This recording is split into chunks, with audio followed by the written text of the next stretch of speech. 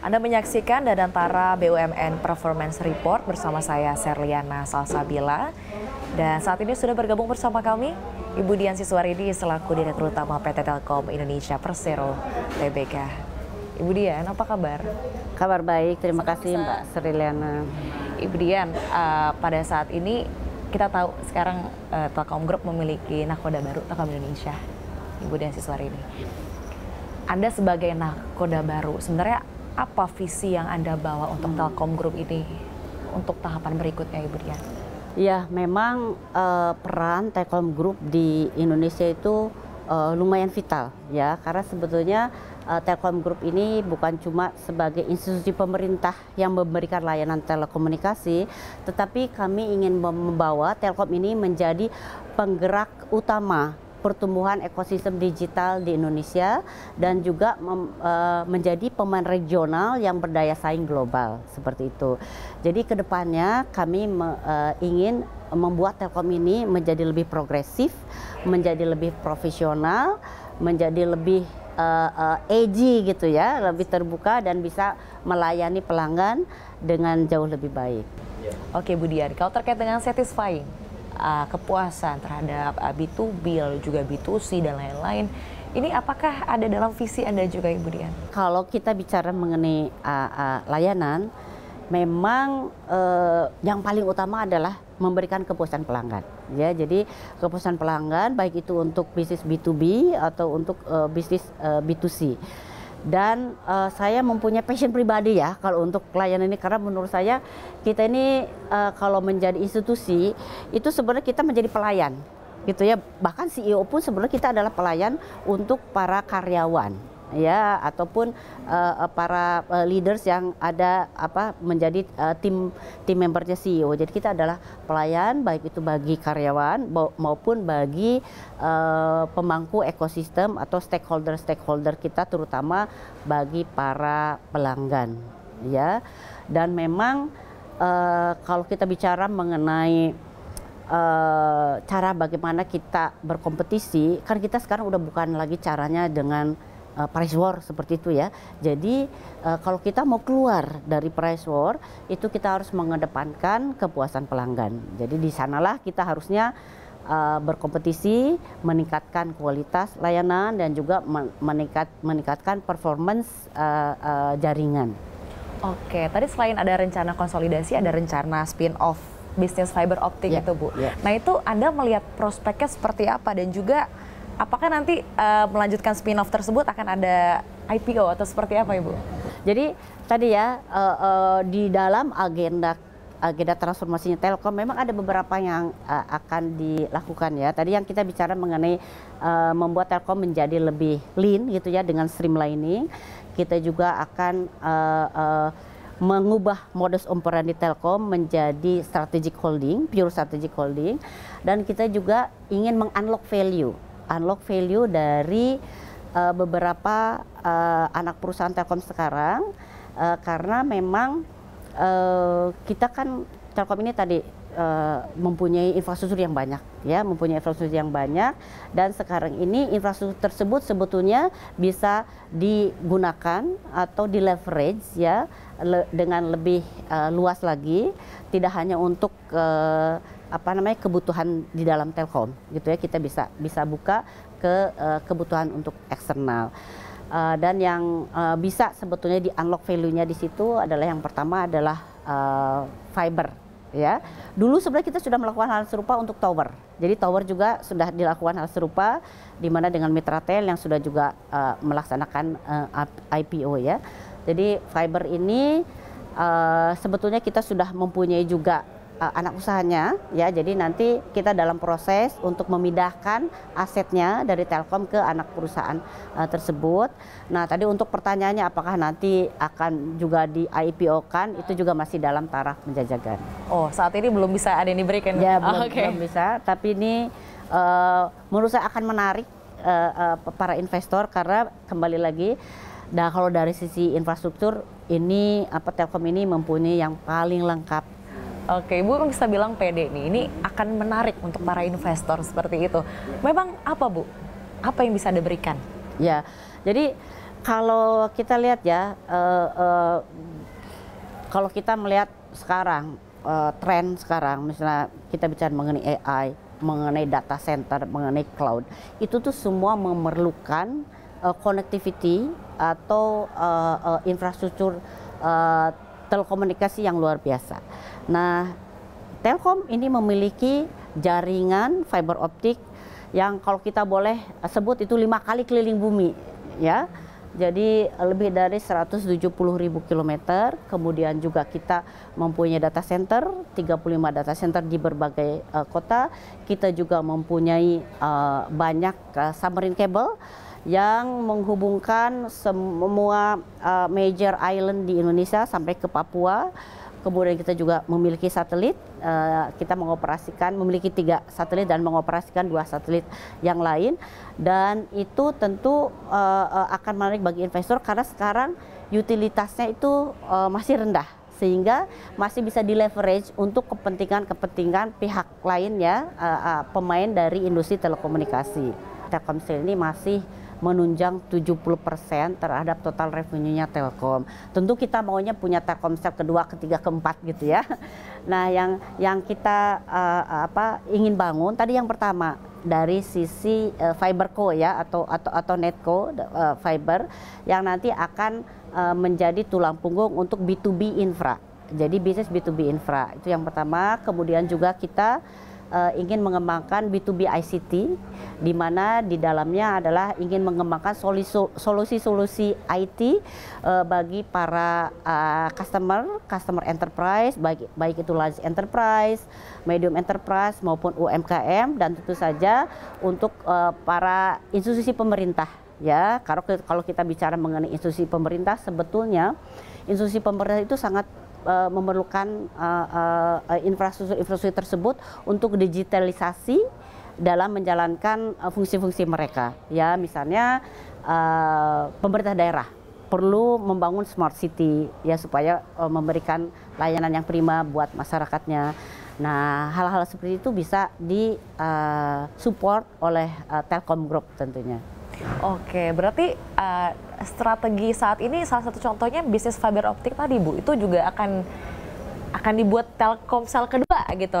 Iya. Namun untuk B2B. Ya, jadi kan kalau bisnis B2C-nya di Telkomsel, ya B2C yang ke retail itu di Telkomsel, di mana di Telkomsel itu ada B2C untuk mobile dan juga untuk fix broadband IndiHome, ya.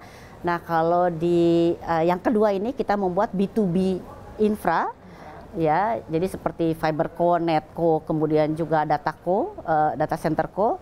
Nah, kemudian yang ketiga tadi B2B ICT, di mana B2B ICT ini memberikan solusi connectivity plus solusi IT untuk para pelanggan dari berbagai industri ya, bisa itu industri perbankan, bisa itu industri retail, kesehatan dan sebagainya, dan tadi yang saya katakan untuk B2G juga untuk pemerintah. Oke, ke pemerintah. Kalau saat ini Telkom Group sendiri untuk mendukung program pemerintah, memperluas pemerataan akses internet dan cepat tentu saja dan menjangkau seluruh wilayah. Saat ini bagaimana, Bu? Kalau soal cakupan, tentu di Indonesia ini Telkom yang paling besar ya. Jadi misalnya untuk cakupan mobile lewat Telkomsel itu dari segi population coverage itu udah lebih dari 96%. Ya.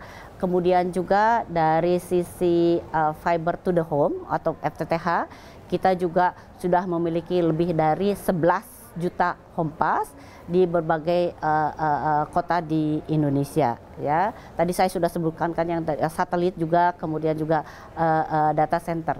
Nah, jadi kami mensupport pemerintah bukan saja memberikan layanan di kota-kota besar. Yang tentunya kalau kota-kota besar dari segi bisnis kan udah pasti ada cuan gitu ya.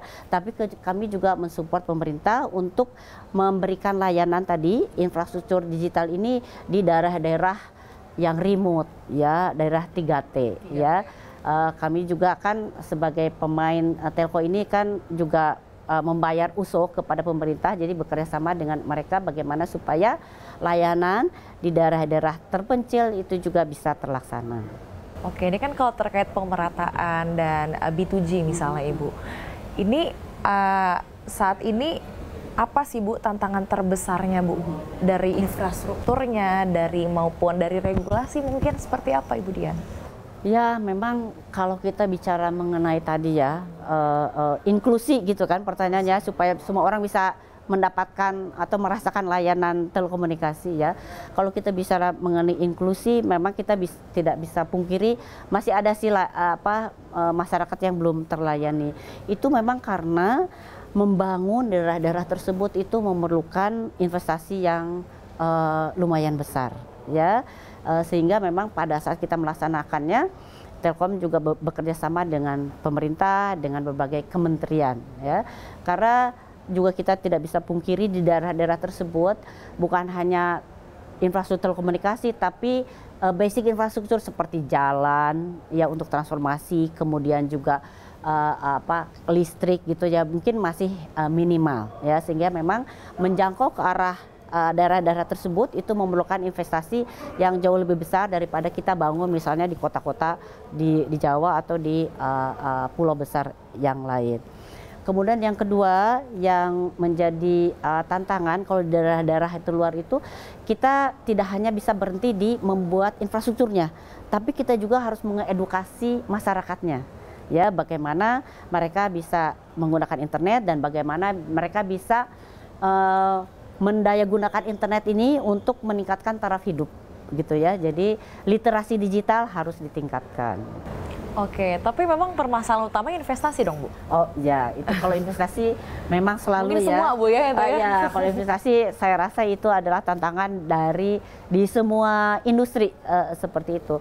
Memang kalau kita bicara mengenai dunia telekomunikasi, ini kan dunia telekomunikasi itu yang perubahan teknologinya tuh cepat sekali. Jadi kalau kita bicara mengenai clock speed, industri telekomunikasi itu saya rasa yang clock speednya tuh jauh lebih cepat dari industri yang lain. Misalnya dibanding industri otomotif misalnya, ya kan? Di dunia telekomunikasi ini kalau Mbak Serliana lihat kan, kayak handset atau device itu berubah sangat cepat dan makin cepat lagi ya. Jadi perkembangan industri tersebut itu selain memberikan kita opportunity untuk memberikan layanan yang lebih baru, tapi juga create challenge karena new technology meaning that kita perlu duit ya, kita perlu investasi seperti itu. Dan kalau kita bicara mengenai bagaimana kita mengalokasikan investasi yang baik itu dengan perkembangan teknologi kita mesti pintar-pintar nih, tidak boleh terlalu cepat, tidak boleh terlalu lambat. Kalau kita terlalu cepat, lebih cepat dari kebutuhan pelanggan misalnya, bisa jadi investasi yang kita berikan itu terus jadi tidak terpakai. Tapi kalau kita telat juga kita kehilangan opportunity karena sebetulnya pelanggan itu sudah butuh dan mereka mencari option yang lain bukan yang diberikan oleh perusahaan kita, seperti itu. Oke, Ibu Dian, kalau Anda melihat prospek seperti itu atau proyeksi kinerja Telkom di 2025 menjelang akhir ini seperti apa Ibu? Ya, memang kalau kita lihat sekarang juga kondisi makro masih soft seperti itu ya. Kondisi makro masih soft sehingga itu sedikit banyak memang akan mempengaruhi daya beli masyarakat. Jadi kalau kita lihat sih untuk tahun 2025 ini fokus kami adalah bagaimana kami meningkatkan efisiensi. Ya, kami bagaimana meningkatkan efisiensi dari segi total expenditure. Jadi bagaimana kami memastikan bahwa setiap rupiah yang dikeluarkan oleh Telkom Group, baik itu untuk capex maupun itu untuk opex, bisa create return yang optimal. Mungkin semua instansi, kementerian, lembaga, dan lain-lain, perusahaan ini kan memang kena efisiensi tadi ya Bu ya. Kita tahu seperti itu. Nah, ini bagaimana Ibu akhirnya make sure dengan ada efisiensi, namun semuanya tetap jalan seperti itu program-programnya? Ya, jadi kalau kita bilang efisiensi itu bukan cutting cost ya.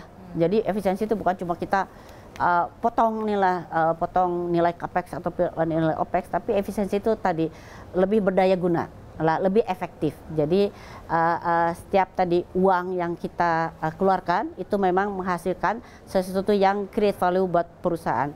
Nah, yang harus dipastikan adalah bahwa setiap proyek yang dilakukan itu mempunyai business case yang baik, ya, yang positif. Jadi memastikannya bahwa kita mempunyai proses untuk investment planning, proses untuk capex management dan opex management yang mumpuni.